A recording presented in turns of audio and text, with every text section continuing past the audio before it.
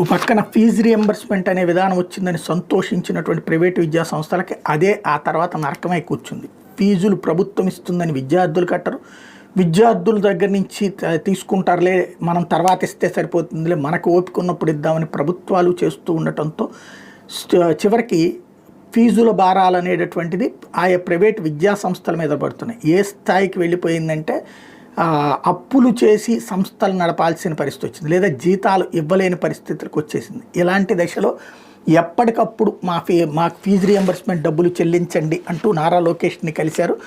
తాజాగా అయితే 200 కోట్లు రేపు ఎల్లుండిలో రిలీజ్ చేస్తాం ఫీజు రియంబర్స్మెంట్కి సంబంధించినటువంటి బకాయిలు అన్నటువంటిది చెప్పుకొచ్చినటువంటి లోకేష్ వాళ్ళకి కాస్త ఊరట కలిగించేటటువంటి అంశాలు చెప్పుకొచ్చారు. ప్రస్తుతం పాఠశాలకు గుర్తింపు గడువు 8 ఏళ్ళు అయితే దాన్ని డిగ్రీ కళాశాలకు ఏటా అనుబంధ గుర్తింపు తీసుకోవాల్సి వస్తుంది. యాజమాన్యాల అభ్యర్థన మేరకు వీటి గడువు మాత్రం పెంచడానికి అనుమతి ఇచ్చారు.